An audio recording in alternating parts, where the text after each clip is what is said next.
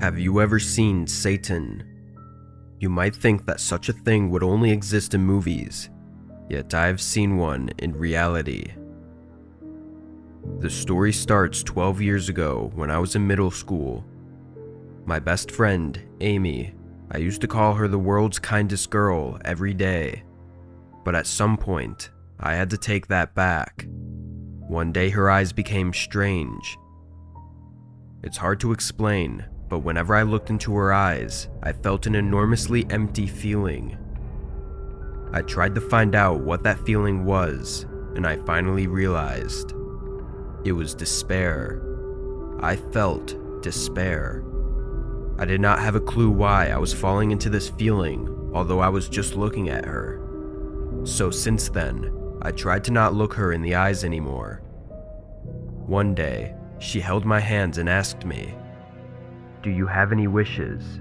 Do you want good grades? Do you want to go to a good university? Or do you want a boyfriend? You can have whatever you want." That was so out of context, so I asked her what she meant. She replied, "You can have anything you want, as long as you do what the devils want instead." For that moment, her eyes looked dark red, as if they were full of red veins. I screamed with shock, and her eyes went back to normal. Then, she held my hand and took me to the back alley. She took something out of her pocket. Inside the black bag were animal fur balls and blood. I screamed and asked what it was. Then she replied, "I sacrificed the cat's soul to a Satan. Then they granted my wish." She showed me a picture of a boy in her class, and she said, "Soon, he will be my boyfriend." I was in great shock. She also told me, "Make a deal with Satan, and you will have whatever you want." I decided to cut ties with her. It turned out that she was known as a mentally ill misfit at school. I was avoiding her for a long time, until one day she spoke to me in the corridor. "Mammon says he's going to punish you." "Mammon?" I asked. Suddenly, she went back 90 degrees and screamed in a tremendously thick and creepy voice, "I will cut your body into 1,000 pieces and scatter them all around the world so that no one will find your body, and the crows and worms will eat up all of your body. Your soul will also vanish." Suddenly, my eyes went black. A moment later, I opened my eyes to a screaming sound that would burst my eardrums out, and I felt strange. I was biting my wrist frantically, and around me, 5 girls were trying to pull my hand off. In front of me, Amy was laughing maniacally, lying prone on the floor. In shock, I loosened up my jaw that was biting on my wrist, and my friends pulled my arms away. My wrist was bleeding. If it wasn't for my friends, I might have died because of the torn blood vessel of my wrist. I could not tell the truth to my parents, as I was afraid that they would send me to a psychiatric ward. Ever since, I was so terrified that I've been avoiding Amy. I moved to a different city as I became a high school student, and luckily, I could get away from her. Nothing happened to me anymore. Time went by, and when I became a university student, I heard news about Amy by chance. When she was in high school, she went camping with her 3 best friends, and 2 of the friends bit each other's necks and died. One of them ran away and called the police. When the police arrived, Amy was talking to her friends' bodies. The survived friend testified to the police. "Amy always said that her dream is to become a first-class demon. To do that, she said that she has to kill 33 people. She also said that she should take human souls and change them into demon souls. She begged us to become her sacrifice. She told us that she would make us born as demons if we let her do it. She said that we could receive eternal pleasure as a gift. Her body was trembling as she said that. Amy is now in jail. As time went by, I became a mature adult. But whenever I think of her, I shed tears in fear. What would happen to me if I had been friends with her all along? I might have become her sacrifice.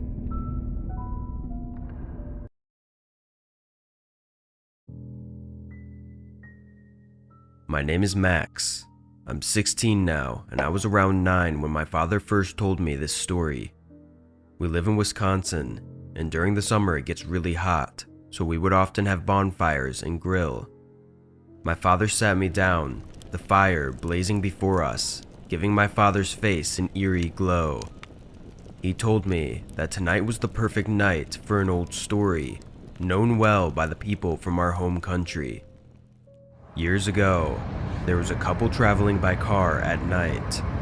The sky had grown foggy and cool. The couple, who I will name Carla and Dion, had been driving all day to get to Dion's mother's house, and there were still many hours of driving ahead, and with the fog setting in, the need to sleep was weighing in on Dion. He told Carla to look out for a town to spend the night in. Keeping their eyes peeled, Carla spotted a small dim light glowing off in the distance. As they approached, the light grew brighter. It was an oil streetlight leading into a small town. Carla and Dion drove around for a bit before pulling over by a large, old-looking wooden building. Maria Zinn was written on the old sign outside the door. "This looks like a good place to spend the night," Dion stated. Carla didn't respond. A cold feeling had crawled up her spine the minute they passed the streetlight. But before she could argue, Dion had left the car and entered the inn. Hesitantly, Carla followed Dion inside. The smell of fire filled her nose, but nothing was burning. Carla found Dion speaking to an old woman. She was sitting on an old wooden rocking chair. Carla walked up to her husband. "Honey, who is this?" Dion looked at Carla and smiled. "This is Maria. She owns the inn and offered us a room." Dion looked back at Maria. "Thanks again, ma'am." Carla looked at the old woman. She looked like she had been beautiful in her youth, but age hadn't treated her well. Wrinkles and spots had riddled her face now, and her veins protruded from her shaking hands. Curly white hair fell from a scarf that had been elegantly wrapped around Maria's head. Carla and Dion settled into their room. Despite how old and unused everything looked, the room was nice. One bed, a small table, a bathroom, and a window looking out over the river behind the building. Carla and Dion had just sat down when a knock startled the both of them. They looked at each other. Dion stood up and answered the door. "Oh, hi Maria," Dion said, relief filling his voice. Carla listened to their conversation and heard Maria mention a night service at a local church that she would be attending and how she would be pleased if Carla and Dion would join. Dion looked at Carla, and with some hesitation, Carla nodded, signifying that she would join.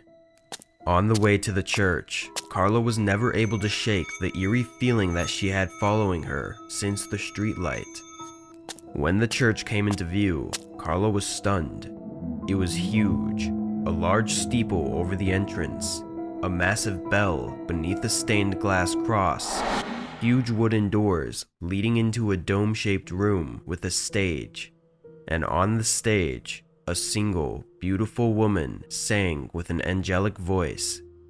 The church was filled with people, everyone in town according to Maria. The bad feeling Carla had grew worse.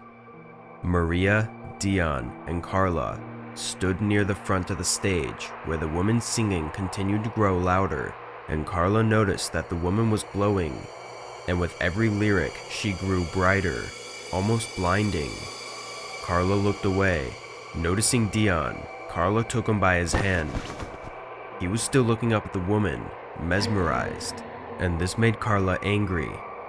After several moments, she forced Dion to look at her. "I'm feeling ill. Can we go back to the inn?" Carla said, nearly crying. Dion nodded and said goodbye to Maria, who begged them to stay. The woman's singing grew so loud and her body became so bright that Carla felt like she may explode.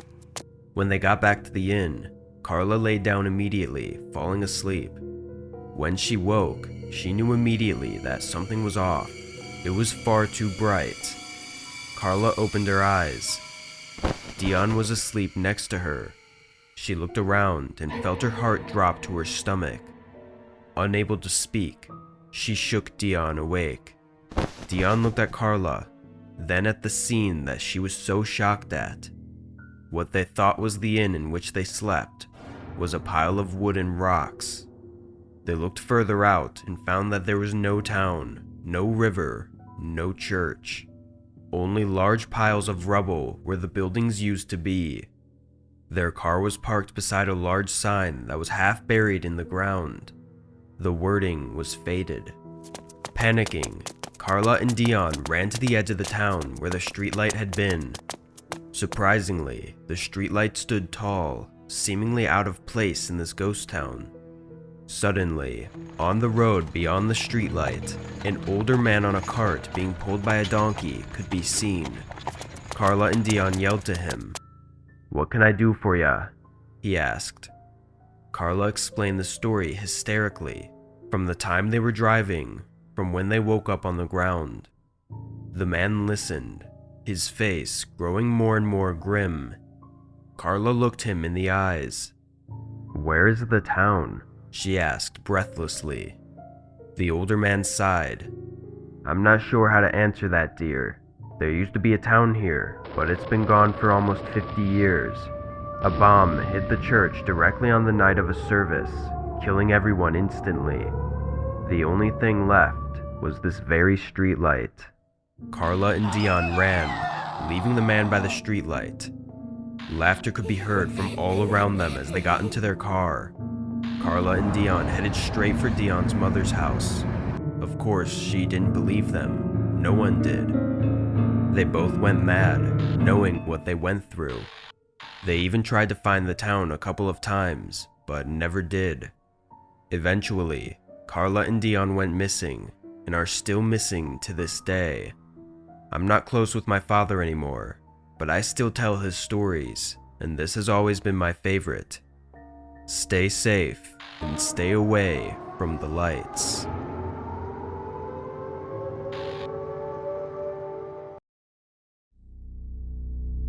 A lot of people still don't believe what I say, even to this day. But I hope that someone would believe that the horror I experienced is real, so that I could finally ease my pain, even if it's just a little bit. That's why I'm posting this to this community. 7 years ago, one deep dawn, I woke up suddenly with goosebumps all over my body. My heart stopped for a second as soon as my vision came back slowly from the darkness. That was because around 7 people with knives in their hands were staring at me. Their faces were painted with white paint. At that moment, I learned that in such a horrific moment, even a single voice does not come out.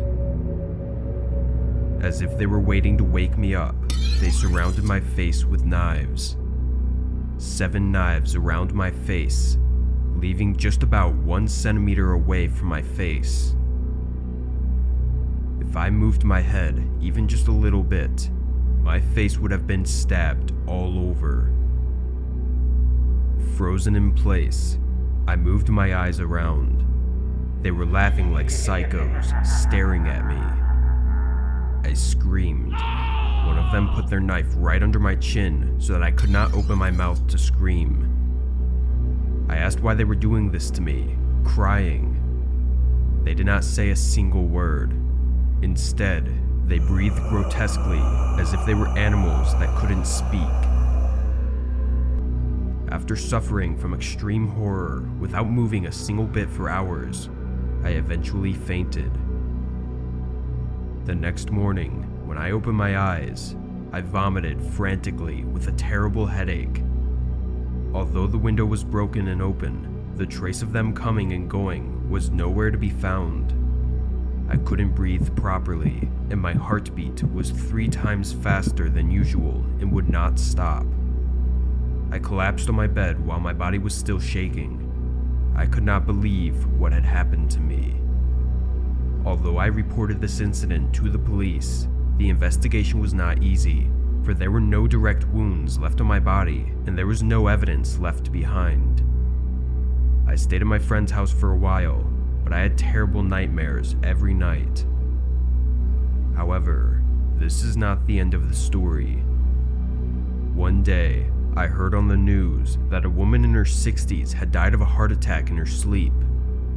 A neighbor of hers saw the window broken and reported it to the police. The police started to investigate, but they concluded that the reason of her death was a heart attack, since there weren't any wounds on her body. There were no fingerprints of the culprits, no evidence at all to be found. But I thought I knew who did it.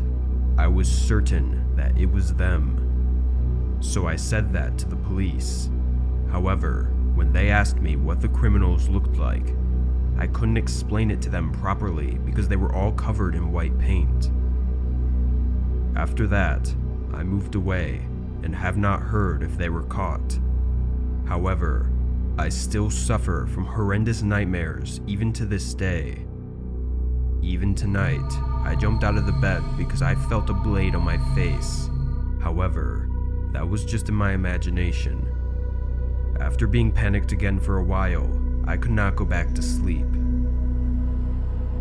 It is 4 in the morning, and I am writing this post to upload to this website because I can't sleep.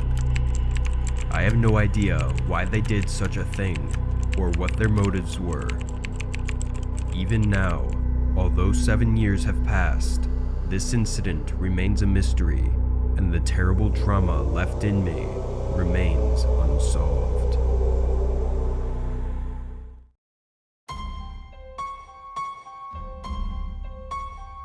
This happened to me when I was 16. I'm from Cleveland, but I moved to a small village in Illinois. It was about a 4-hour drive from Chicago. I was sad that I left my friends behind, but I was a relatively extroverted guy, so I'd at least have a couple of friends before college. My parents told me to study and get the best marks on my exams, but I preferred to go on Omegle. Remember that thing? I spent hours talking to people. Some were nice, some were weirdos, and some were downright disturbing. There was one that had permanently burned itself into my mind, and I've never been the same since. I logged on, and the first person I saw was a guy, about my age, with long black hair, an Iron Maiden t-shirt, and a blank stare. I tried to start conversation by asking him what his favorite Iron Maiden song was, and more of those types of questions.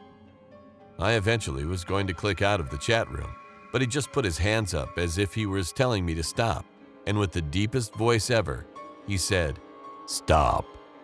His voice startled me. How could he have known I was going to click out? "I'll show you my deepest, darkest secret," he continued. A grin appeared on his face. I felt uneasy. "I haven't told my parents about my girlfriend, so I'll show you." He got up, went to his closet, and took out a big sleeping bag, filled with what seemed to be a human being. I couldn't move. I was terrified. He opened the bag. There was a girl in there who had a gigantic smile carved into her face and a knife sticking out of the top of her skull. I left the chat room and threw up. I told myself to never, ever touch Omegle again. Since I was new to my town, I didn't know anyone to tell this experience to. So I'm telling it to you. I don't know where that sicko is, but I hope he hasn't hurt anyone else.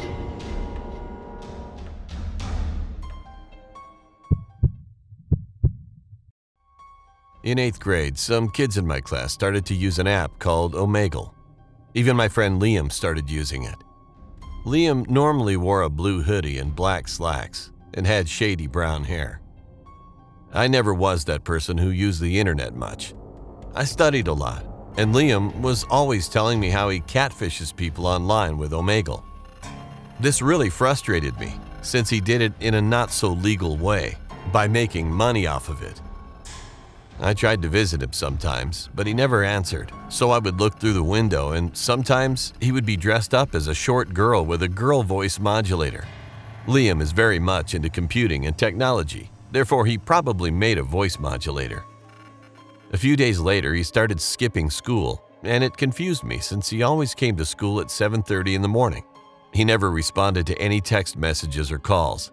However, one day, Liam decided to call me and tell me to go to his house like nothing had happened, as he chuckled on the camera, which kinda creeped me out. So I politely declined, and he started getting mad. He shouted, "I'm gonna kill you and your parents!" Then Liam hung up the call. After that, I called the cops and told them where he lived, but when they searched his apartment, they couldn't find him. They found dead bodies of men and even some of my friends. Since that day, I moved far away from Liam, although I wonder what could have happened if I listened to him and visited his house. 4 years ago, on a quiet summer night, early in the morning, I suddenly heard gunshots right next to my ears. I jumped up from my sleep, but everything was quiet around me. I thought for a second if I heard the noise of my dream, yet it sounded too real to just be part of the dream. Then I saw a man standing outside the window, standing still and pointing a gun at me. I fell off the bed while screaming, so loud that I felt like my throat would tear out. Soon, my father rushed into my room and I pointed out the window. My father looked out the window, but no one was there. We called the police immediately. A few moments passed when the police arrived shortly afterwards and discovered that a bullet was lodged in the tree outside my window. And there was a note next to the bullet with a picture of me and the word "you" written on it. The police set out to find the criminal. However, a few days later, I heard a gunshot early in the morning again. I fell off the bed screaming again. My window was broken and the wind was leaking in with a creepy sound. My father rushed into my room once again and we called the police, but the criminal was already gone. After the police arrived, we found a bullet lodged in the wall of my room. There was another note by the broken window that said "Will" with a picture of a man standing beside me. From the next day onward, I did not sleep in my room and instead slept in the other room. However, a few days later, I heard the window break, so I called the police again. However, there was no evidence of a gunshot. There was just a note by the window with the word "B" written on it, with a picture of a man pointing a gun at me. The police tried to find every piece of evidence. However, according to them, the criminal was just pulling a prank instead of actually trying to harm me. They asked me if I would know anyone who would do this kind of prank, to which I replied, no one, as I have behaved well all my life. The police said that if I list the notes I have received in order, they say, "You will be," and that last word is missing. They warned me that the criminal will definitely come again. That gave me goosebumps all over my body. The police said that they need to arrest this criminal right this instant, and this would be their last chance to do that. So, they decided to do a stakeout nearby my house at night and place a mannequin on my bed with a wig on it to pretend that I was sleeping there, while I actually slept in another room. A few days later, I suddenly woke up to the sound of a gunshot early in the morning. This time, it was numerous gunshots, and I could even hear someone yelling. I tumbled a lot. It took a moment until it became quiet again, and the police knocked on the front door. As I went outside, I could see several police cars outside my house. I also saw a person who seemed to be a criminal lying on the floor bleeding. It turned out that the police tried to arrest him, but as he shot the gun towards the police recklessly, they had to kill him. I saw the criminal's face. I've never seen that man before, and nor did my family. In his hand, there was a note with the word "shot" written on it. with a picture of a man shooting a gun against me, and there was a bullet that struck the chest of the mannequin that was laying in my room. My 2 legs tumbled so much that I had to sit down on the floor, and for a long time, I blankly stared at the mannequin that looked just like me. The investigation results say that the man who tried to shoot me had no criminal record and was just an ordinary person. But why would he do such a thing to me? Who on earth was he? A long time has passed, but the mystery has yet to be solved.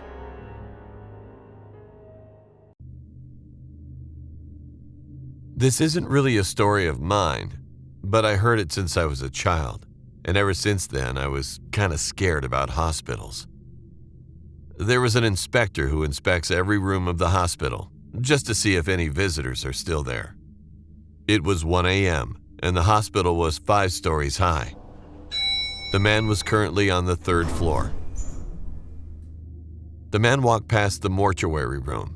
You know, the room where dead bodies are kept until they are buried or cremated. Anyway, the man walked past the mortuary room. Then, suddenly, he heard something that sounded like a rusty metal door was being pulled on the floor. Of course, as his job was to check the rooms, he quickly turned the knob and checked the inside. He flashed his flashlight in every corner, and he saw an open box where a body should be. He walked toward it to check on it, and there was no body inside, and no person inside the room with him. He thought it was his imagination and maybe someone had left it open. He shoved it back in and headed out. He headed straight for the elevator and pressed the 1st floor button. When the door was closing, he heard something. "Hey, wait! I need to get on too." It was a girl wearing a hospital gown. She had a cute face and long hair. The man was confused because it was past midnight, but still opened the door for her. "Thanks," the little girl said. The man smiled back.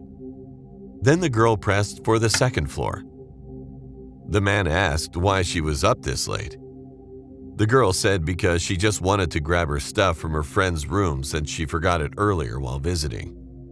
But before the man said anything, the elevator suddenly went up instead of going down, going up to the 4th floor.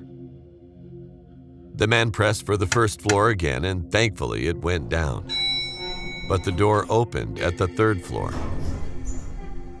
The man heard something in the distance. It was a man running towards the elevator at full speed. The man quickly pressed aggressively on the elevator, commanding it to close the doors. The man was only 6 feet away before the door closed. The man sighed and leaned his back on the wall. The girl was confused and said, "Why didn't you let him in?" The man answered, still covered in sweat, "Because that man had a red tag on his wrist. Those things are only meant for the ones who are dead already." The little girl's eyes widened and smiled. The man was shocked when the little girl slowly pulled her sleeves up to her elbow, revealing a red tag on her wrist, and said, "Like this one?" That's the end of the story. And to this day, it still haunts me, just remembering that.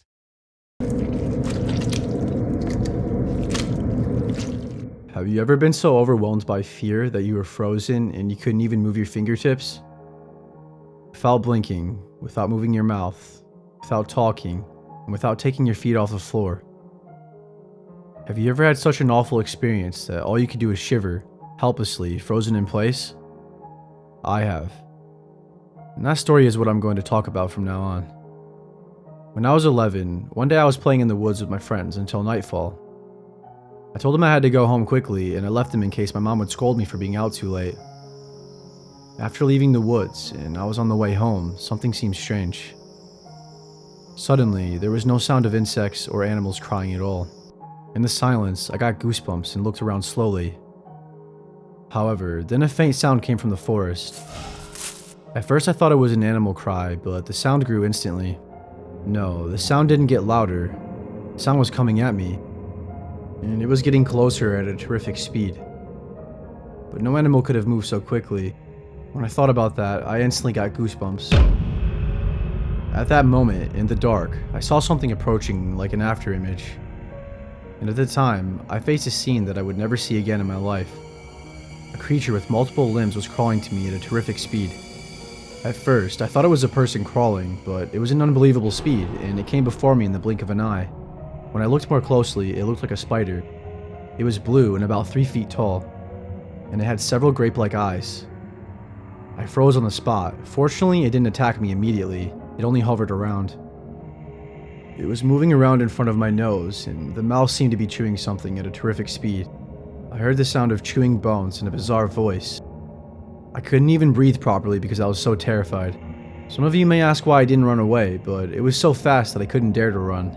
All I could do was stay still, as if I were dead. The closer the presence of it was, the colder it became, quickly. I could feel the chill from the creature, which was so cold that it couldn't be considered a living thing. As if there was a lump of ice in front of me, I felt like I was going to cough in the cold air, so I suppressed it all the way. It moved back and forth in front of me for a while, and it seemed like it was thinking whether to eat me or not. I couldn't even move a muscle, and I had to stand there and shiver with endless fear. Do you know that feeling? At the moment I move, that the living thing is about to attack me. No one will ever know the feeling of what I'm talking about. In that state, I couldn't move my hands, even though my nose felt itchy, and I couldn't turn my body, even though my legs hurt. I breathed very quietly because I was afraid.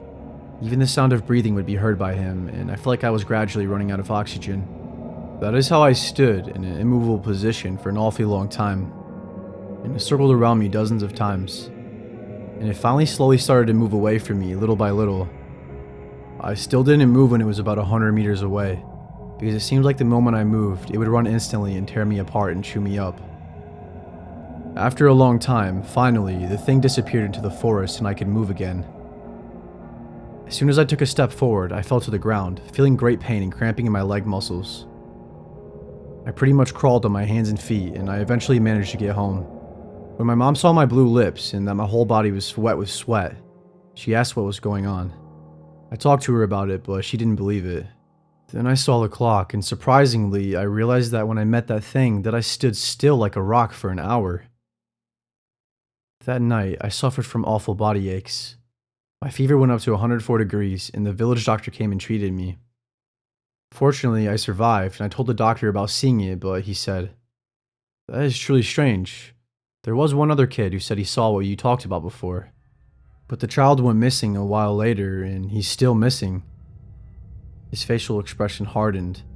Fortunately for me, I haven't seen it since that day, but I felt like I could find out the cause of what had happened in my town in the meantime. Dogs and livestock that were raised went missing. Neighborhood people also went missing in the woods. The police determined that they were eaten by wild animals, but, well, I don't think so. Sadly, I don't think there were many people who properly judged the situation like me. Everyone would have ran away the moment that they saw it, and they wouldn't have known it was a wrong judgment. They wouldn't have known it was impossible to run away from it originally. After that incident, my family moved, and I don't know what happened to the mysterious thing. And what it was, I still don't know. But I still remember it freshly. The fear of that day. The fear of death that I felt when it constantly circled around me and breathed chills. Even now when I think about it, my heart feels like it's going to stop. If at the time I couldn't hold my cough, I probably wouldn't be here right now.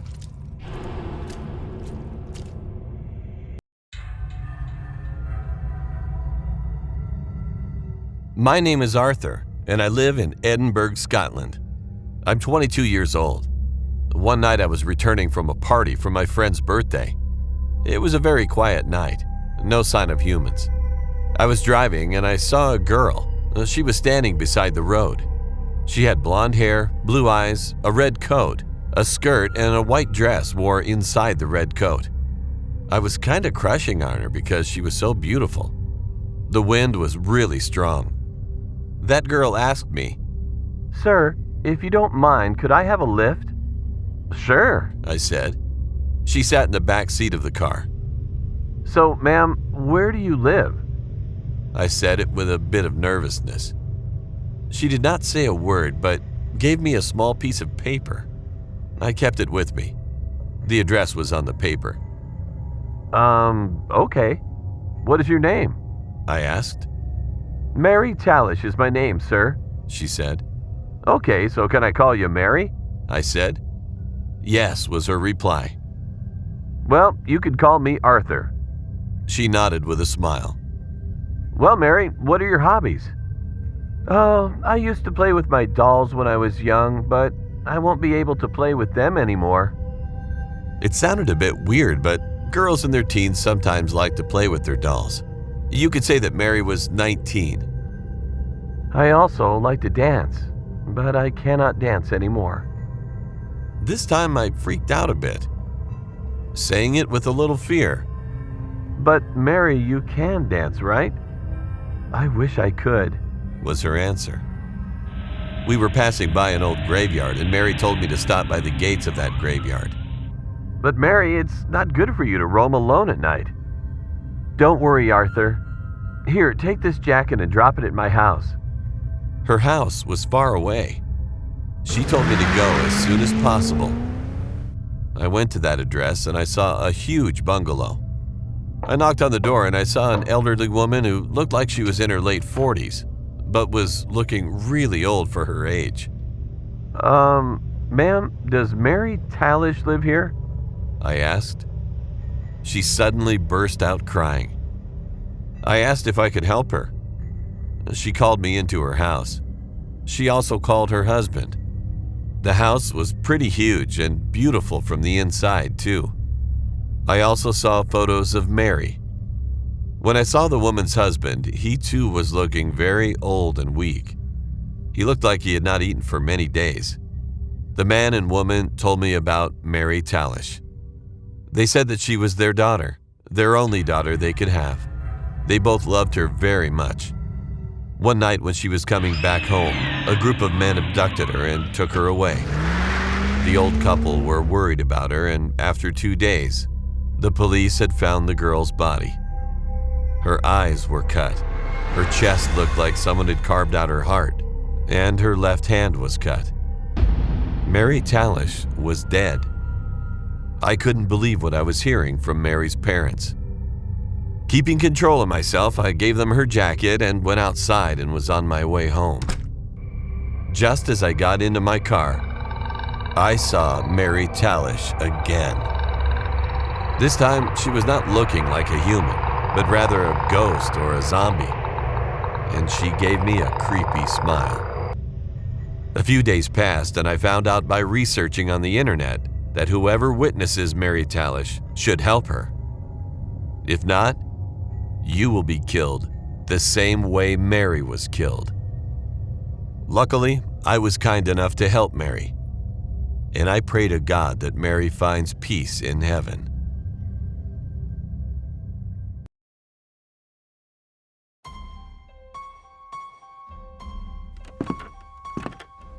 There is an infamous road in my town. 3 people died driving on this road within a few months. All of them were driving alone at night. Then, all kinds of rumors started to spread all over. Rumors like the follower of Satan summoned a devil on the road, or a killer appears on the road every rainy night, and so on. I always thought that they were just exaggerated gossip, and I brushed them off. That was until I passed the road one day. One night, I happened to pass that road. Although I started to get goosebumps from the creepiness as I saw the road from a distance, I deliberately played upbeat music and danced with my shoulders. However, it even started to rain. I talked to myself. You'd think I'd be scared. Feeling the chills down my spine, I speeded up to pass the road as quickly as possible. Then, I saw a man standing in the middle of the road. I hit the brake hastily. The man, reflected in the light, slowly walked toward me from the middle of the road. I rolled my window down and shouted, "Don't you know this is a dangerous road?" The man approached me and looked into every part of my car. Then he pointed 2 miles ahead and said, "Would you mind driving me there?" I asked, "Is something there?" He replied, "Hurry, we will die if we stay on this road." I thought it was strange, but he had the look of an innocent man. However, his eyes looked like they were filled with blood, and his teeth were all broken or missing. I asked him if he was hurt, and he replied he was alright. I told him I'd drive him downtown, but he kept saying that all he needed was to go a bit forward from here. I picked him up and started driving.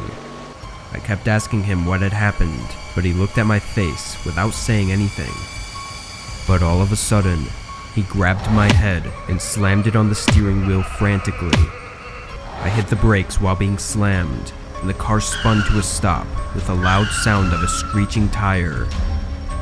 He crazily slammed my head, and as soon as the car stopped, he jumped out of the passenger seat and ran away at full speed. My head was all over the place for a moment because of the extreme pain, but soon after, I called the police. That's when I finally realized the place he started to attack me was the spot where every accident happened. He purposefully attacked me to crash the car into a guardrail. However, fortunately, I hit the brakes and turned the steering wheel to a right angle, so the car did not crash. I told the police everything he did, and he was arrested. He kept denying his wrongdoings, saying that he had only asked for a ride, but eventually, he was imprisoned. Although a few years have passed, I still vividly remember that creepy look on his face as he pushed my head with full force, and every time I think about it, I start panting again. If my car crashed into the guardrail that day, I might have never woken up. Back when I was 9 years old, I used to have this itching fear of someone being in my room watching me. So, my parents got me a nightlight to help me get over it. At night, I would wake up and the fear of someone being in my room came to mind. So I would sit up and, thanks to the nightlight, would see no one there. It honestly did the trick. I would have my room partially lit up and would feel safe. Even though my parents slept one door away, I honestly still felt scared before I got it. One day, while my dad was at work, me and my mom had the weekend to ourselves. We went to this large shopping mall to have some fun, buying toys and clothes for me and my mom. I remember seeing this really large play area in the center of the mall. I was so excited, my eyes lit up in excitement.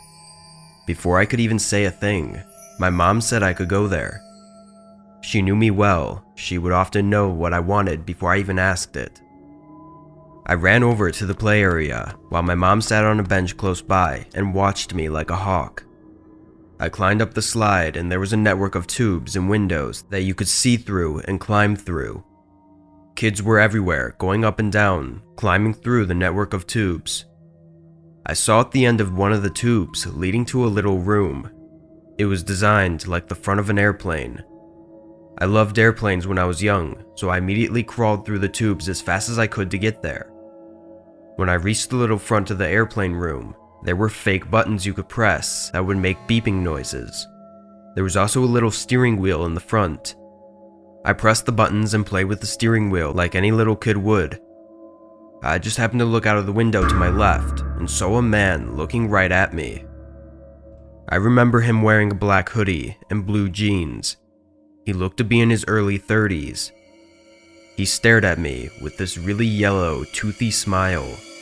I remember his eyes also looked bloodshot. I realize now that he may have been on something. We stared at each other for at least 6 seconds, and that's when I heard my mom calling my name. I looked to my right window and saw her gesturing for me to come down. I did so, and she grabbed my hand and we left the mall. My mom strapped me in my car seat and she got in the car as well. She made sure no one was around or followed us. Then she locked the doors and told me how she saw the man I was looking at and how he started to look at me the whole time I entered the playground. My mom went on to say that he followed my movements through the windows of the playground. I didn't think much of this, being just a little kid, so I brushed it off. That night, my dad called my mom, saying how he was stuck at work doing overtime due to the lack of employees who were available that night. My mom then said, "Okay, bye, I love you." She hung up the phone and prepared me for bed. She plugged in my nightlight, tucked me in bed, and kissed me goodnight. Hours passed, and I remember waking up early. I tried looking at my alarm clock. I purposely kept it at the end of my nightstand, so I could always read it right there instead of having to get up out of bed to look at it. But I couldn't even see my alarm clock. It was pitch black darkness. All I could see were my bed sheets. Literally nothing else was visible in my room. I then realized my nightlight wasn't plugged in. But my mom plugged it in, I thought. That's when the fear set in. The fear of someone being in my room with me. Right when the fear started to set in, I heard a loud creak right in front of my bed. A cold chill went through my body when this happened. I instantly scrambled to reach for my lamplight and turned it on. Right when I did this, I saw a man staring at me with bloodshot eyes at the foot of my bed. He then smiled in this toothy yellow smile. I screamed as loud as I could with fear. The man then bolted and jumped out of my window right before my mom came in, but she wasn't fast enough to see the man leaving. I told her there was a man in my room. At first, she didn't believe me, but then I told her that my nightlight wasn't plugged in, and how she plugged it in when she tucked me into bed. She paused and thought for a second. I slowly saw her face turn into a horrified look. She ran to our home phone and called the police, then my dad. Looking back at it now, I knew she realized someone had to have been in the room with me, because she knew how afraid I was of being alone in my room in pitch black darkness, and how I would never unplug the nightlight. The cops came and my mom explained to them what happened. Just then, my dad's car pulled up. He ran over to both me and my mom and gave us a big hug, asking if we were alright. The cops took the nightlight, as he had to touch it to unplug it. They said they would look for fingerprints on it, giving this is the only evidence they had. It was unclear how he entered, but we assume he entered through my open window. The policemen searched our property, but found no signs of the man. They also told us that the nightlight had no fingerprints on it, which means he wore gloves. The cops said they would stay outside of our house for the night and see if he would come back. My parents were okay about it and went to bed. I didn't get any more sleep that night, but now that I think about it, the man I saw in the mall smiling at me and the man in my room had to be the same person. They had the same exact smile and bloodshot eyes. Then a sick realization came to my mind. For that guy to know where I live and literally crawl through my window into my room, he would have had to have followed us home. How did he do that? I have no idea. The cops never found the guy. We moved to another town now, and I thankfully grew out of the fear of someone being in my room. I'm 15 now, and I exercise and work out every day. I worked on it, and I have an impressive build for my age. I now met the girl I love, and I recently graduated my freshman year of high school with all A's. I am now having a normal and happy life. I don't let this incident drag me down, because it was from my past, and I realize now, in order to be successful, you have to tend to the future. To everyone watching or listening to this, always be aware of where you are and your surroundings, and if you see someone suspicious or someone watching or following you, get to a crowded area or building where lots of people are immediately. If there is nothing like that and you're all alone, pull out your phone and call the cops. Remember, it's better to be safe than sorry.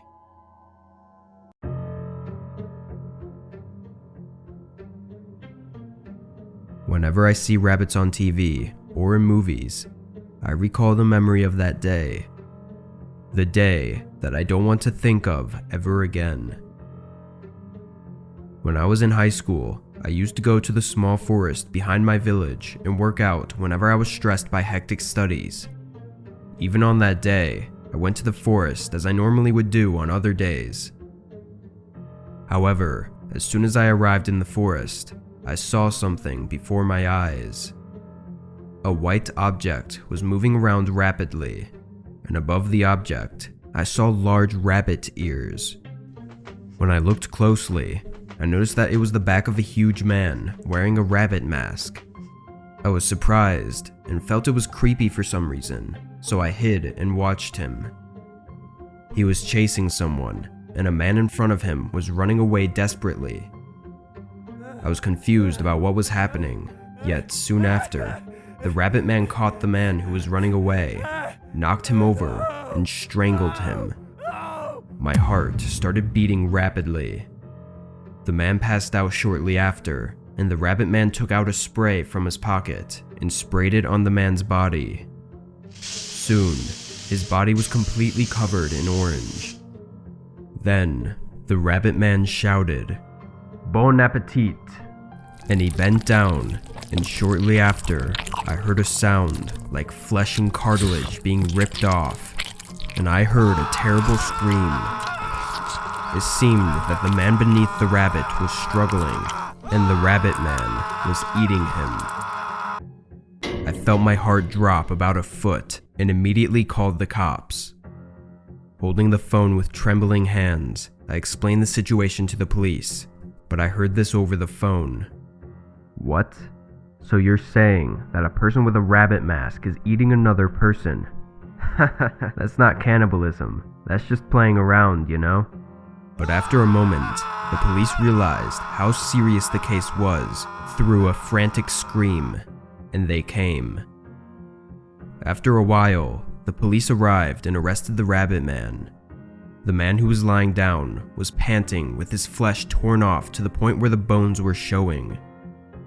The rabbit man shouted at me as he was taken over by the police.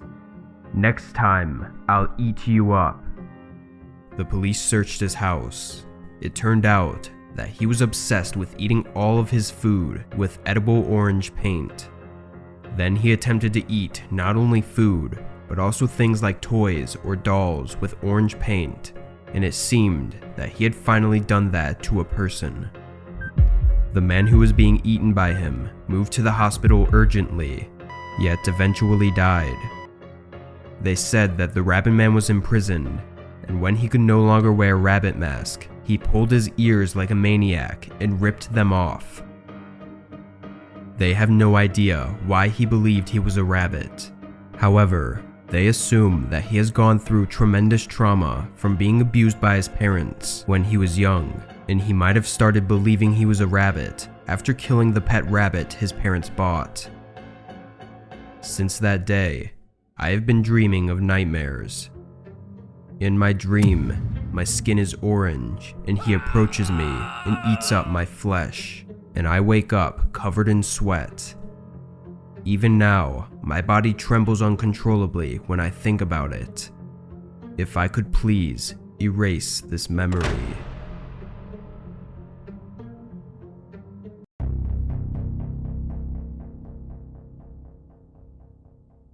This story is unforgettable. I can remember it like it happened a week ago, although it happened almost a year ago. Me and my family went on a vacay in the city of Pampanga, which is Olongapo. We stayed there for almost a week. It was a very long road. To be honest, it made me so tired I just wanted to sleep during the journey. As time went by, it got longer and longer to the point I was impatient. I almost got to sleep when I suddenly saw 3 unknown figures with no faces just standing in the corner of the road as if they were waiting for us. All I could see was their tattered clothes with some blood stains on them. I told my parents to stop for a moment to ask them if they had seen those figures. They said no. So I thought that this was just my head playing tricks on me. So I ignored them and got back to sleep to reserve it for later. As we arrived at our rest house in Olongapo City, I saw those 3 figures again. I managed to spot the patterns of the clothes of one that I saw earlier. But this time, I saw their faces. Their facial expressions could be seen because of the sunlight. As I made a keen observation of them, I would describe that they had a serious aura. I thought they were people who just guard the road in case a random guy tries to barge in without a ticket. But no, they were the three guys I saw from earlier on the road. So how did they manage to know where we were going to stop? But to this day, I find it stupid that I just ignored it. Anyway, we were enjoying the whole 3 days there. We were swimming at the beach, enjoying the sunset view, and playing with some random people there. There wasn't much to do that day, so I was busy doing some chores in our rest house. Our rest house is a behe kubo, made out of bamboo wood and nipa, which serves as the roof of the rest house, and the length of it is 4 meters. While cleaning it, I saw some claw marks on the roof ceiling outside. I questioned how this could be, because how could somebody reach that high up when they would need a ladder to climb up there? I still ignored that red flag. During the night, me and my family were about to sleep, when suddenly we heard a pack of guys screaming at the top of their lungs, so loud it almost made me go deaf. Then it stopped for a while, for maybe around 10 minutes. I heard it again, but this time it wasn't loud anymore. They were screaming as if they were whispering right next to my bed, which is on the 2nd floor. Now, I stood up in shock hearing that sound. It wasn't only me who heard that. It was also my aunt, my mom, and my niece. We were all stupefied by it, so we ran outside to look for those guys. We searched all around the house and found nothing. We asked our neighbors if they had heard something or somebody screaming, but they answered no. What we did is to call the police and tell them what happened. They asked us if we'd managed to see it, and we said no, we haven't. But we managed to tell them about the screaming, and all of the police there were shocked. One cop came near us and told us the scariest thing that one can ever hear. He said this: You see, those guys you heard screaming aren't people at all. They are tik-tik. They search for prey and eat them. You can tell whether they're near or far away from your house when you can hear their yelling voice. If it's loud, they're far away from the house. But if they yell in a low voice, they are in your house. Sometimes before doing it, they will leave a claw mark in someone's house as they're marking for their targets. We were all completely shocked and at the same time became nervous. Now everything made sense, from the screams to the claw marks I saw earlier. The cops saw the nervousness and worries on our faces, so they escorted us to our rest house and told us to pack up our things and go back to Manila to avoid these encounters. We had already packed up our things in the morning, and as we were about to pop in for the ride, my heart suddenly started beating faster, and a chilling cold sweat ran down my spine. I saw those 3 guys again. Now they have happy faces. I never looked back at their faces once I hopped in to ride. To this day, I never knew how they managed to hunt us down where we were staying. The only thing I know is that we were still alive. We didn't tell our friends or acquaintances about it. I hope that I never see those 3 guys again. This is an incident that happened to me when I was in middle school. One day, I decided to play hide and seek in a slightly different way with my friend, Eric. It was a hide and seek while summoning souls. I know, we were just stupid teenagers. However, the more important fact is that this did not end with some simply goofy game, yet in horror. We found a way to play the game on the internet and cast the spell to summon souls as written. Then, I hid inside the closet while Eric hid under the bed. How much time has passed? Suddenly, I heard Eric screaming. Hiding inside the closet, I looked through the crack of the open doors. That terrifying sight. Eric bounced out of the bed as if he had been pulled out. He swung his arms as if he was fighting and shouted at me, "Max, help me!" But there was nothing on the side he was staring at. there was just a wall. I was dumbfounded, having no clue what just happened. Then, after a moment, Eric screamed hysterically and grabbed his neck. Soon after, his limbs spread uncontrollably as if someone was pulling them. Eric screamed frantically. I started trembling so bad at the shocking sight. A few moments later, he rolled over like crazy until he crashed into the wall and passed out. Then it became quiet. Thinking this had gone wrong big time, I urgently called the ambulance and carried Eric out of the house. As I was leaving the house, I heard a voice from behind. It was the voices of dozens of children, laughing and saying, "Now you're it." I got so many goosebumps, and my legs got loosened, so I fell and dropped Eric to the floor. After barely dragging Eric outside, an ambulance arrived a while later. Eric was frothing at his mouth. Eric's parents rushed to the hospital and tried to blame me, but the doctor made it clear that I did not make him like that. He said Eric's ligaments in his limbs were severely torn, which is definitely not something a middle schooler could do.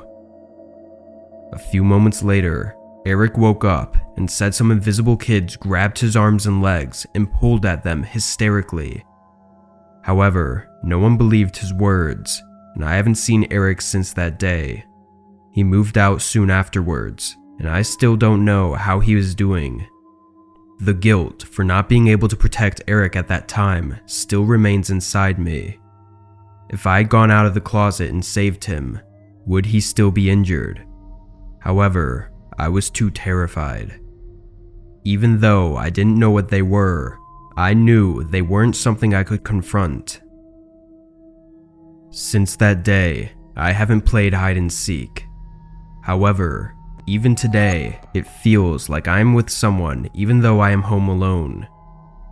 One time, early in the morning, I heard a voice underneath my bed.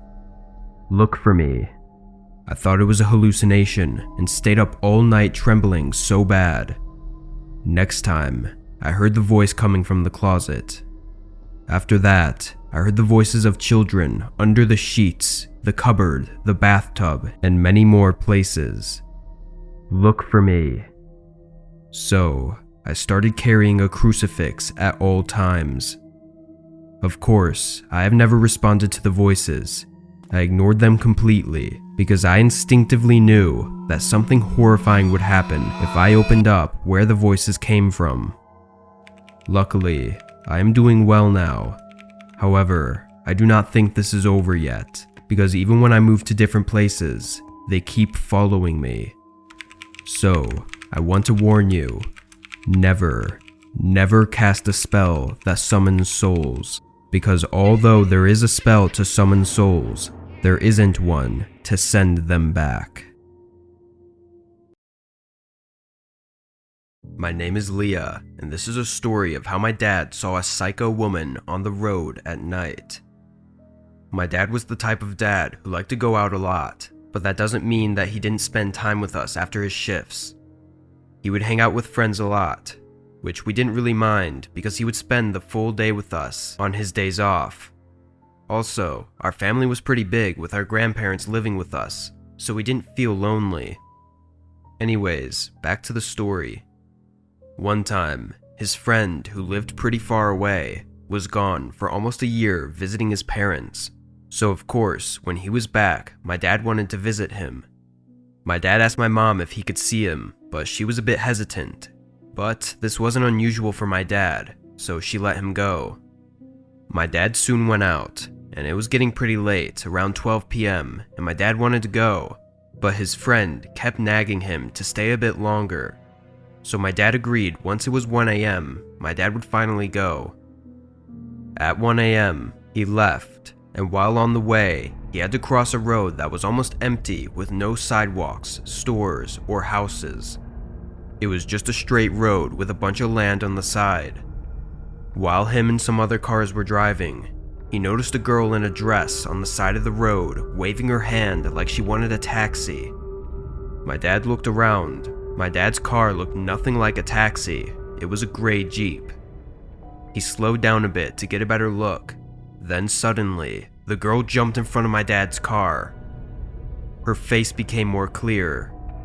Her eyes were red, and her mouth was open wide to reveal her rotten teeth.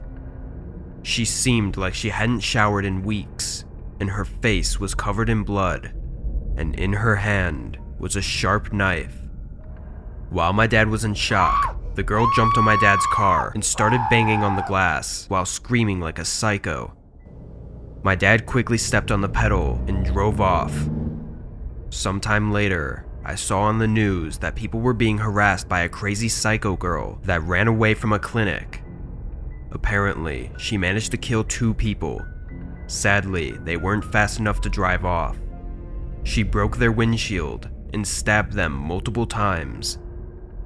She was caught and sent back to the clinic. God knows what would have happened if my dad didn't drive off in time. My name is Yasmin, and I would like to share my story with you. This happened to me about last year around Halloween. I live in the Cotswolds, so there is a lot of dense woodland areas, and I'm just a teenager trying to look for adventure. It was a few days before Halloween, so me and my friends decided to decorate our old barn for a Halloween party. I brought my boyfriend Ryder and best friend Charlotte. It was a 30-minute walk to the barn. The time was around 10 or 11 when we got there, and while we were decorating the barn, we heard a big knock and scratching. At first, we thought it was just an animal, so we tried to ignore it, but the noises just got louder and louder. We all just froze for what felt like 5 minutes. The thing started laughing in a squeaky noise. We all planned to bolt out of the barn. We counted to 3 and screamed while we ran out of the barn. I felt like I was going to die that day. As we were running out, I took a glimpse behind, and there was a clown. It looked just like Pennywise, and it was carrying an axe and a bat. He saw me looking and chased us. Ryder had run far ahead of us, and still to this day, I don't know why Charlotte did this, but she pushed me to the ground and I collapsed. All I remember is the clown's face right against mine and being hit by something. I woke up in the hospital and I found out that Ryder ran back and called the police. What scares me the most is that on Halloween night, that same costume was worn by Charlotte's brother. I don't talk to her anymore, and I haven't since the incident. I just graduated, and I'm hoping to move to America with Ryder. I hope I never see Charlotte or that clown again. My name is Shelby, and this takes place when I was just 11 years old. It was an average day, and I had just come back from school. I did my homework like any normal night. I tend to put off my homework until about 8 or 9, since as an 11-year-old, I wasn't really a fan of it. My mom always liked to hang out in our back room to smoke or watch TV. But that day, she was a little odd. Her eyes did not look normal. In fact, they looked like that of a dead person.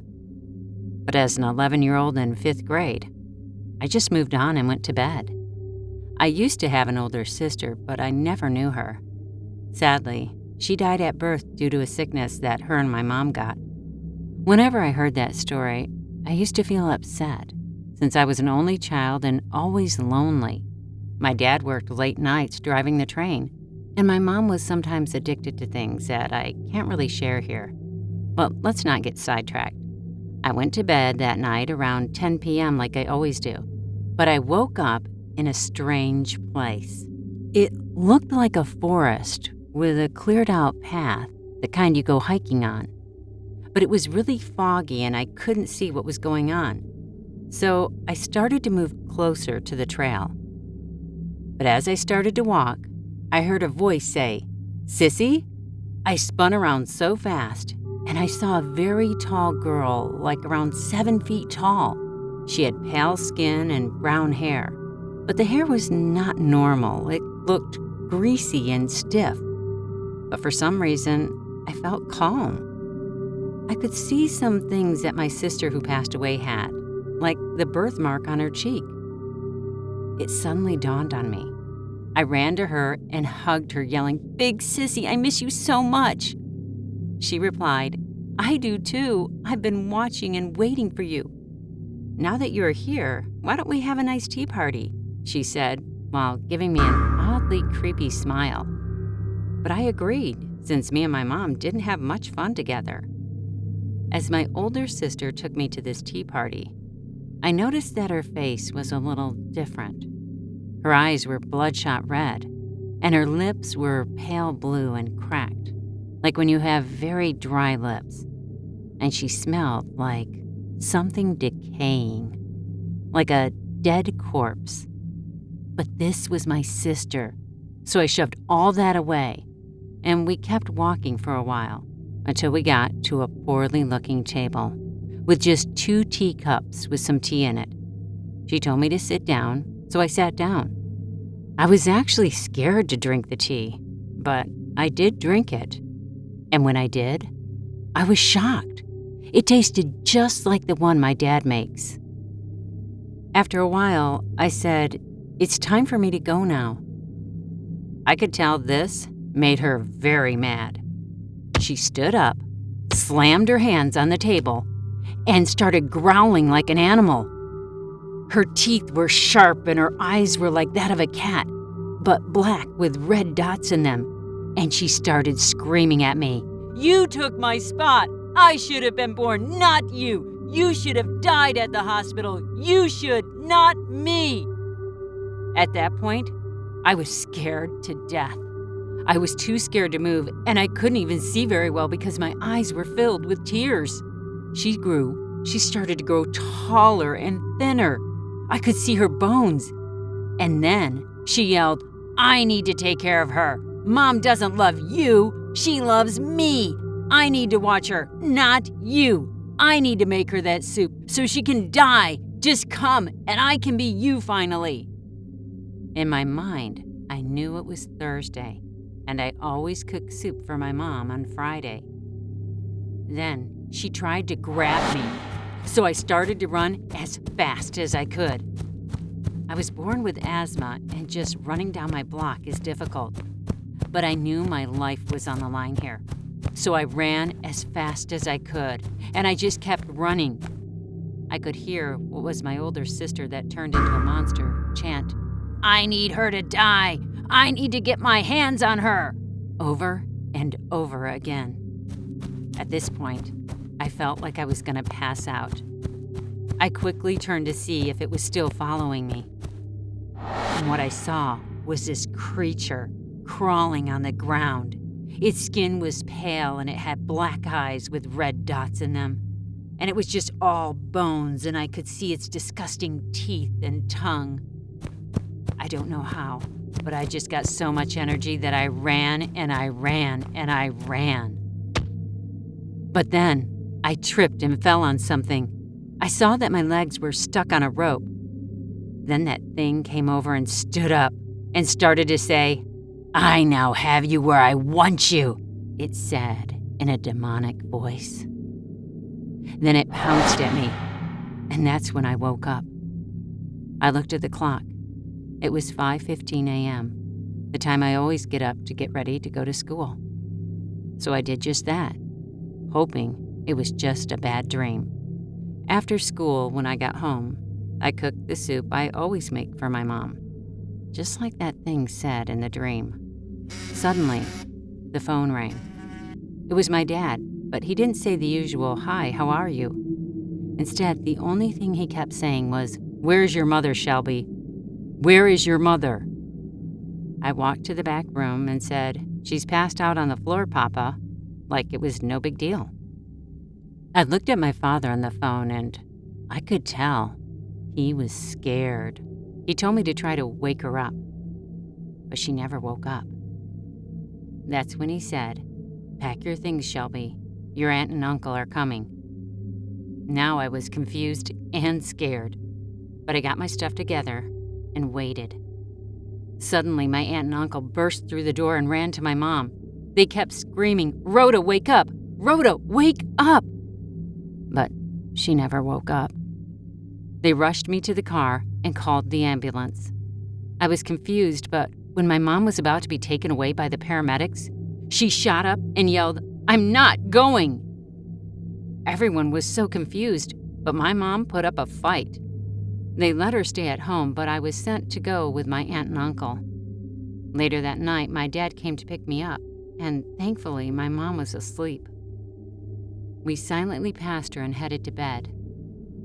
The next day, my mom was perfectly fine, like nothing happened. I was just happy to have my mom back, but as I was on the bus, I remembered that dream I had about my older sister. I think she was just trying to warn me about my mom. But as a kid, I wondered if I could ever see her again and just ask for peace.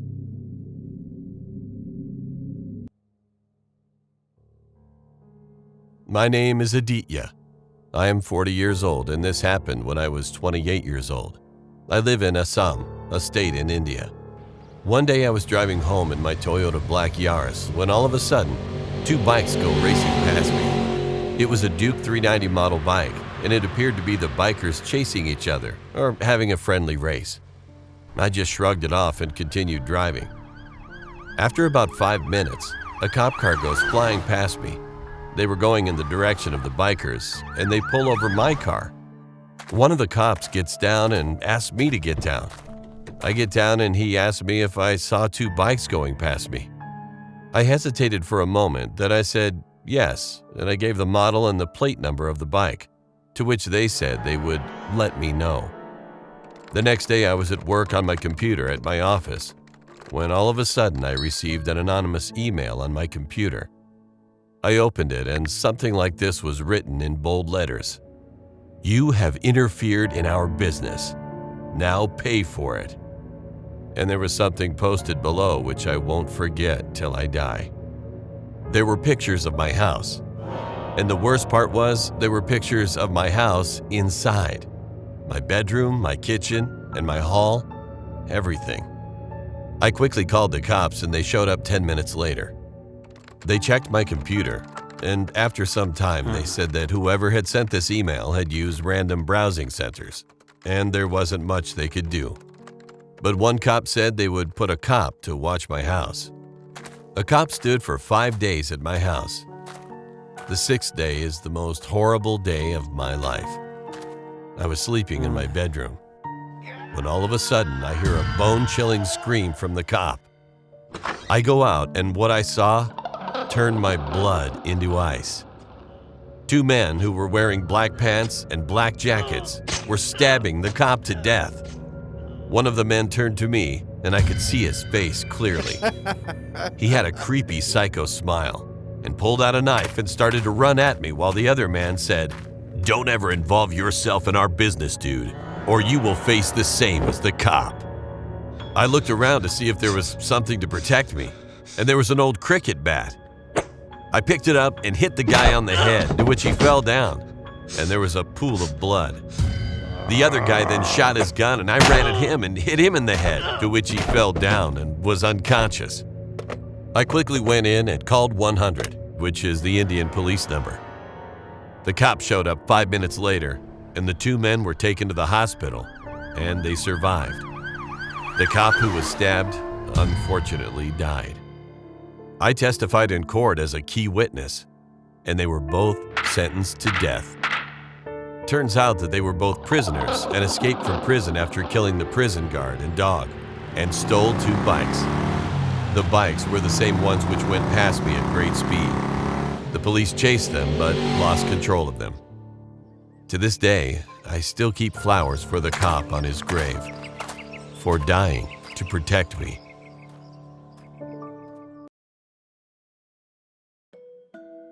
This is an absolutely true story that happened to me.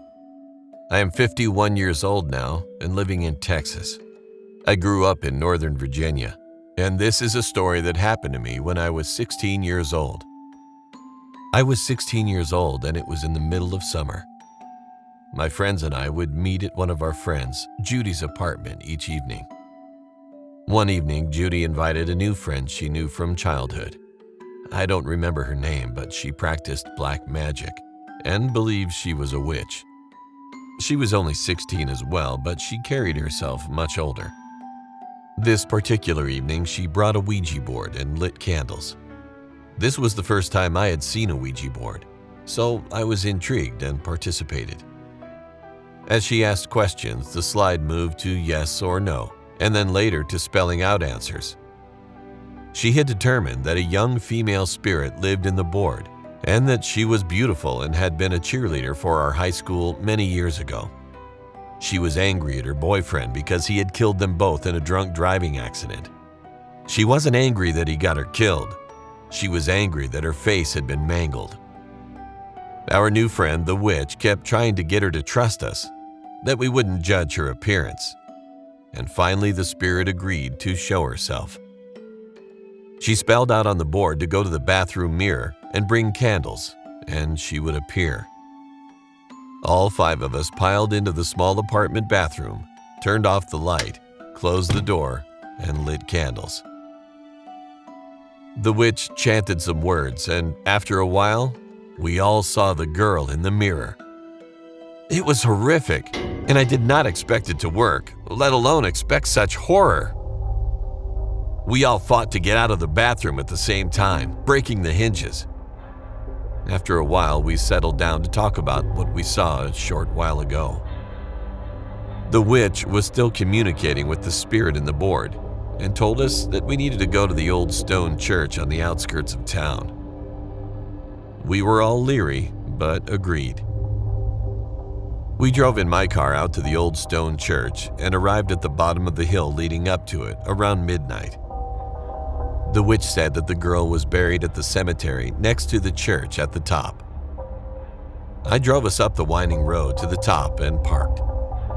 I left my car running and we all got out. We split up and walked around the church, peering in the old windows. We all heard a loud scream and ran back towards my car.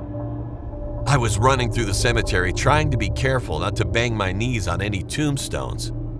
I ran into the back of one of my friends in the cemetery. We couldn't see anything, it was so dark.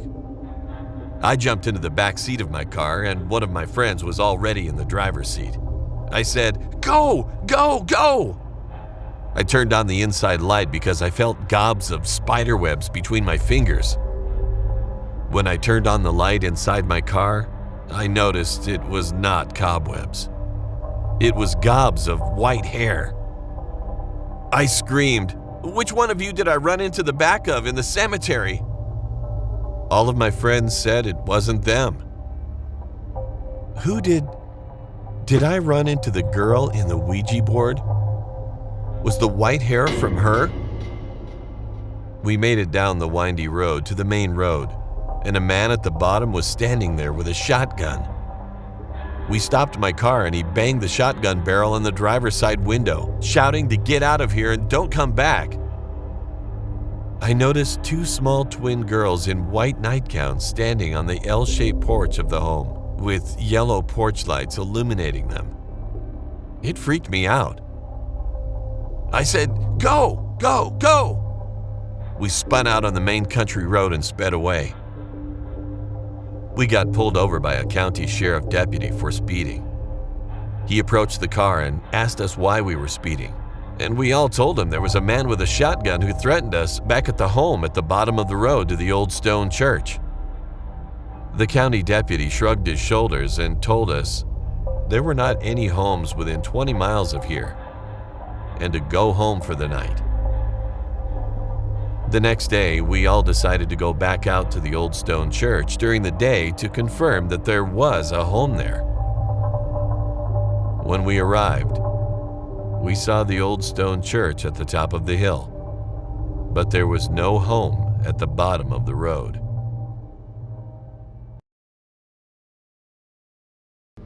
I am Addison Marie, and this is my parents' story from when they were in Germany. Let's start.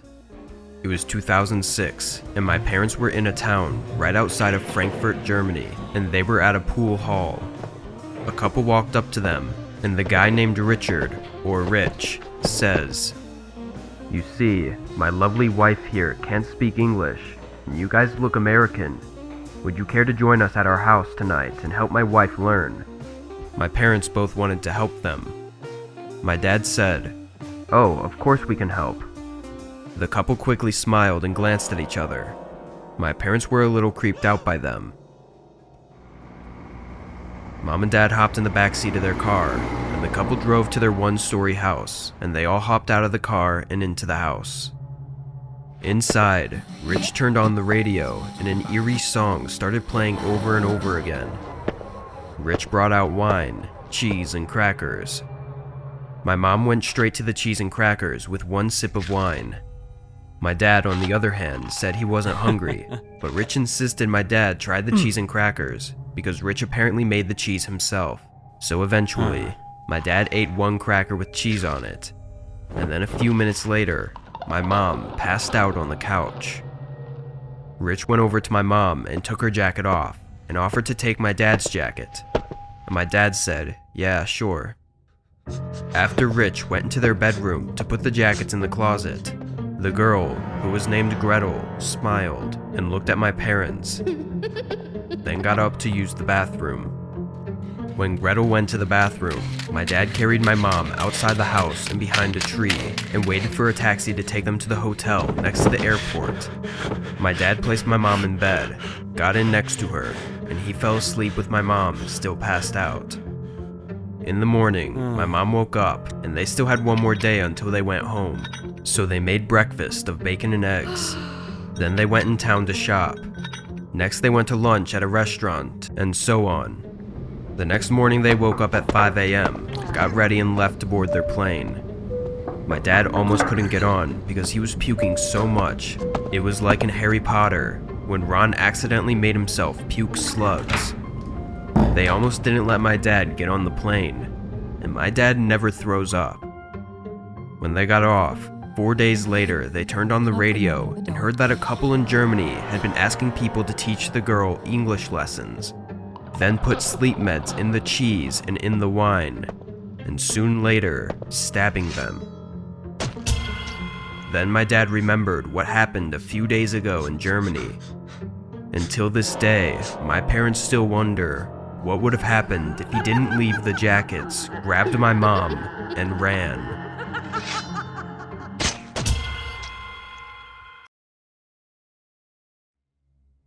This story happened when I was just a child, and I will never forget it. At the time, I was only a young man, maybe 12 or so. I lived in a very small place. So small it was considered a hamlet, not a town or village. Well, this town was always a very odd place, consisting of 3 churches and a cemetery on a hill. I lived just on the outskirts of the town with my grandpa, who was a world-renowned psychic and clairvoyant, a faith healer. So from a young age, I was exposed to many mystical events, along with the members of my family. So one day I invited my friend over to spend the weekend at my place. I had been exploring the woods and found where the creek in the village passed behind my house.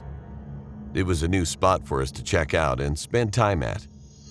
As children in the country, we enjoyed doing things outside, and the woods were a great place to find new things. I was always weary of the woods because I had experienced weird things there, and I was trying to build my courage as a young man to overcome my fear of the woods.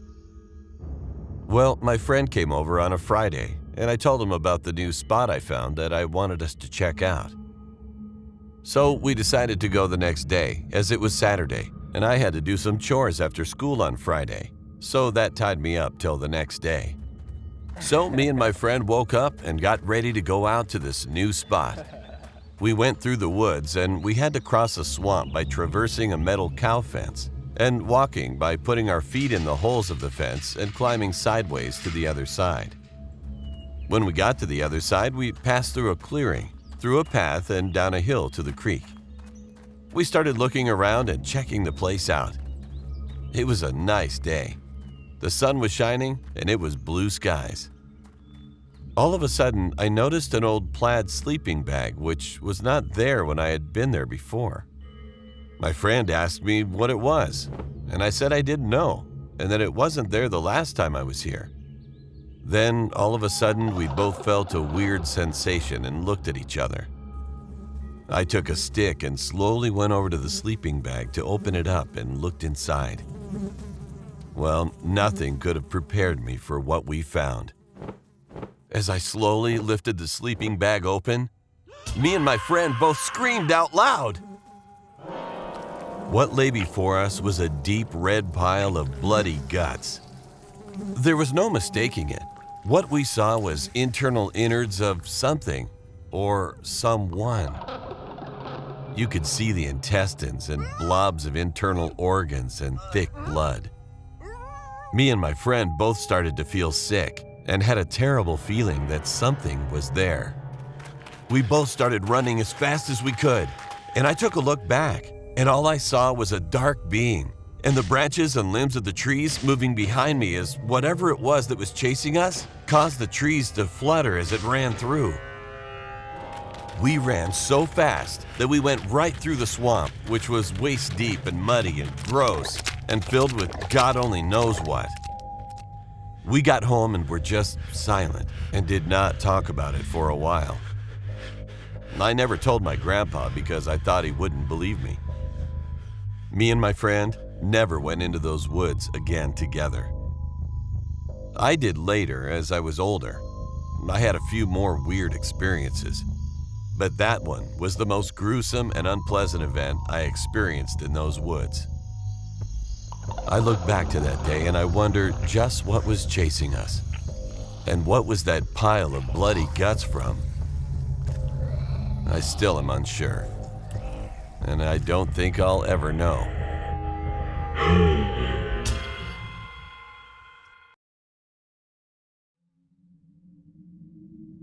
My head was spinning.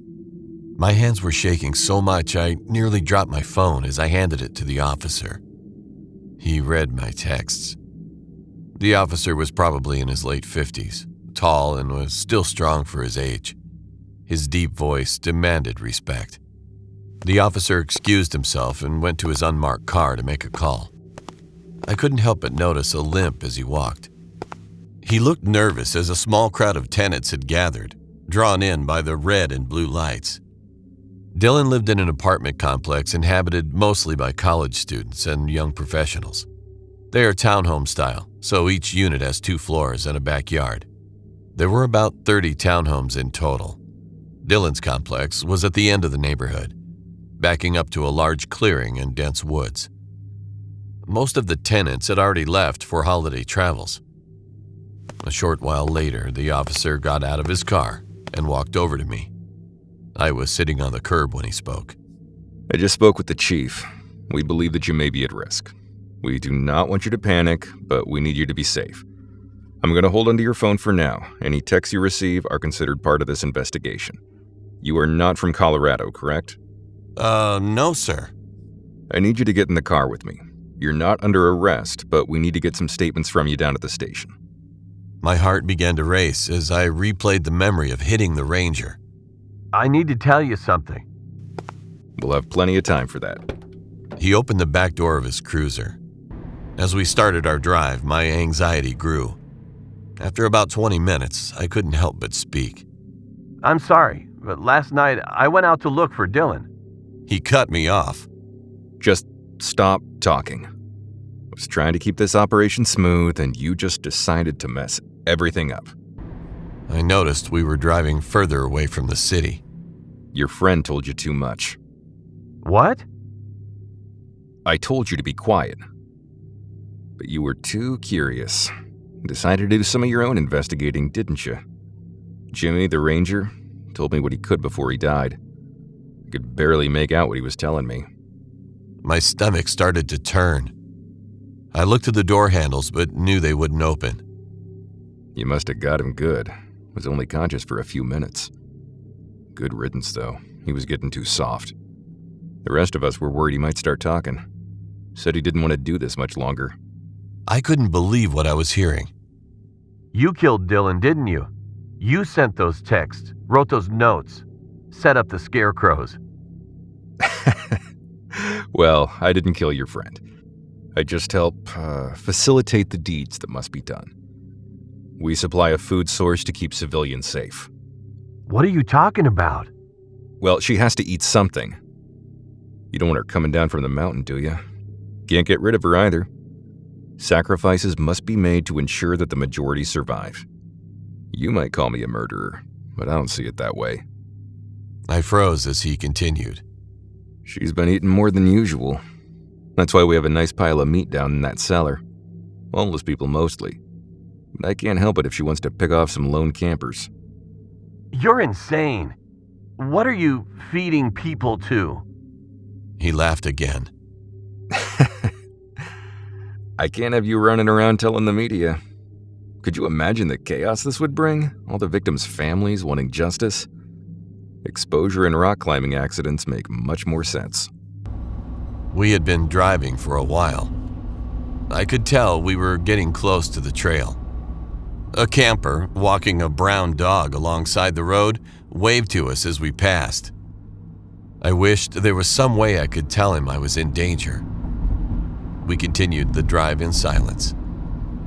I was trying to comprehend the situation. When we got to the trailhead, the officer parked the car and got out. He drew his pistol, opened my door, and motioned for me to start walking. The walk was slow as he limped behind me. I'll tell you where to go. If you try anything, I'll put a bullet in your skull and throw you in that cellar with the others. It was a long and silent walk up the trail.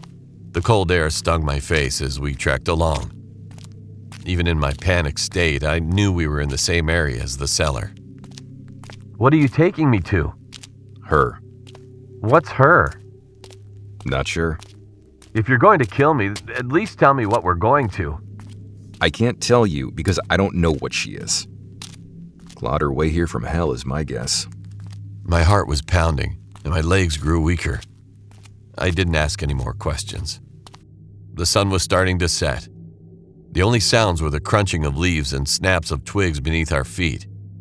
We took countless turns, and the trail had turned to dense woods and uneven ground. I was exhausted. Getting close. I'm glad I didn't have to drag your corpse all the way up here.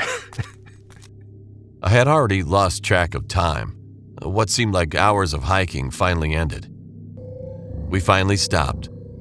In front of me was a small pond, perfectly round. Something was wrong, though. The water was black, and a thick layer of fog clouded the surface. It should have been frozen in this cold. Peeking just above the haze, I could see the heads of 100 scarecrows lining the pond's perimeter. All were facing me, as though they had been waiting.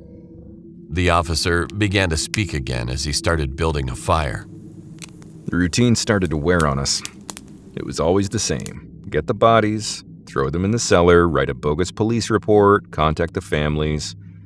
It got stale. And she got tired of the easy meals. So, we got a little more creative. Get the campers scared, get them moving in this direction. Let it hunt. It likes the trophies. When I saw your buddy's phone, I took it upon myself to get you down here. I thought it would be more of a challenge, but you basically turned yourself in. I felt myself becoming more nauseous as I recalled the events that led me here. Night fell, and the black pond began to stir. Won't she kill you too? Likes them one at a time, whatever she can get to first. I didn't want to know just how many cops and rangers were a part of this. I considered making a break for it, but I knew I would be gunned down. The officer kept his distance with his gun pointed at me. He motioned me to move closer to the pond. I hesitantly obeyed. Stand here. That's where I put her food. The water began to churn as it surfaced. Black ripples formed small waves that splashed against the pond's edge. Its dark, matted hair was the first feature to break the surface. I immediately smelled the damp, rotting flesh. I was frozen with fear as it moved in my direction. and continued to ascend from the dark pool. I cannot fully describe what I saw. The hellish figure had risen from the inky depths and moved closer. It had a tall, thin form with long hair descending from its head to the middle of its body. It kept this shape momentarily. Whatever it is, does not belong on this earth. As the creature moved closer, it would rapidly lose its form in a flash of gray and black static, only to return to the previous shape. I was able to make out a skeletal frame in between the rapid flashes. It moved closer. I heard something behind me, the shuffling of leaves and a man's voice yelling in the distance. I turned around in a panic, only to see a large brown dog dragging a broken leash behind it. The canine walked cautiously as it eyed the officer and I with curious skepticism. A beam of light flashed before us, and a man carrying the other end of the leash appeared. The same man I had seen earlier on the road. Sorry, guys. I've been chasing my dog forever. He broke off and started following your scent. He saw it. What? I took advantage of the moment. My survival instincts kicked in. The officer was distracted for only a few seconds, and I started running fast as I could, only to be outpaced by the frightened dog. I heard the first bullet fly by my ear. The second shot came soon after. I'll never forget the camper's scream as the bullet pierced his body. His agonizing voice echoed throughout the mountains. I never actually heard his screaming stop. They only grew quieter as I ran farther away from the pond. I ran for hours, fueled by adrenaline and survival. I knew the officer couldn't keep up with me, and he had to make sure his new witness could not escape. I will not disclose the details of where I went or where I currently reside. I'm not sure who's reading this. I am safe at the moment. I will attempt to work with the true authorities after I figure out how to tell them what I've seen without sounding insane. Right now, I'm trying to forget the sound of the man's screams and the snapping of his bones.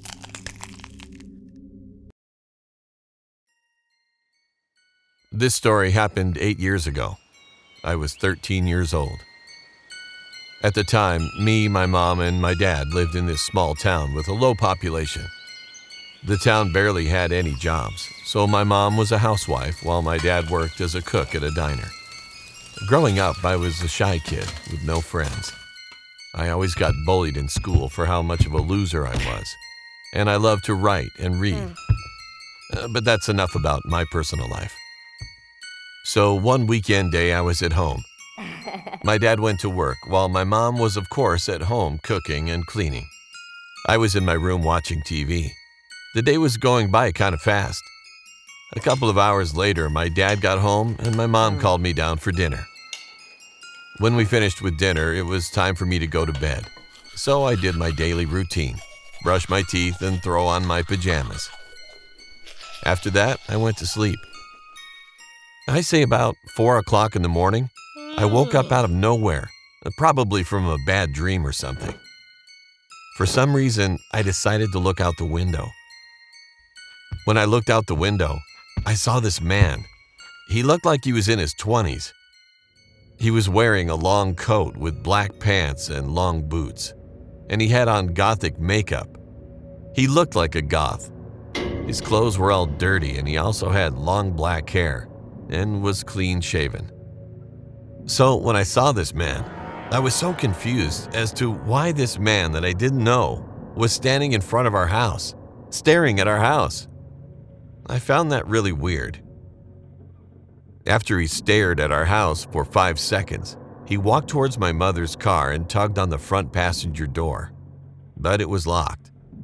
Then he walked toward our front door and began knocking on the door. This, of course, woke my parents up. They walked downstairs and went to the door and opened it. Then I heard the man say, "Hello, I'm sorry to disturb your sleep, but I need some help. I'm stranded and I've been walking for hours, the whole night, and I'm asking if I could come inside for a glass of water, please." Then my parents politely said, "Sure, come on in." Then I heard footsteps and the door closing. After this, I sneaked downstairs to see what they were doing. They were just sitting at the dinner table having a conversation. My parents were asking the man about himself and if he had any family he could live with. After their conversation, I heard the man asking my parents if he could have 5 minutes to himself. My parents said yes, and they walked out of the room. As soon as they walked away, the man gets up and sneaks over to where the car keys are hanging up and takes one of them and sneaks them in his pocket. As soon as I saw this, I yelled, "Mom and Dad, he took one of the car keys!" When I yelled, the man was startled and ran toward the front door, pushing my mom and dad out of the way. He opened the door and ran out. I ran upstairs to look out the window, and I saw the man running towards my mother's car, unlocking it and getting into the front passenger seat and locking the doors. My mother ran up to the door and I heard her yell, "Get the f*** out of my car before I call the police on you, you little thief!" Then the man slid over to the driver's seat, started up the car and drove off. My mother then ran inside the house and my dad called the police. 15 minutes later, the police arrived and my parents gave a description of the man. Still to this day, he's never been found. I will never forget that day for the rest of my life.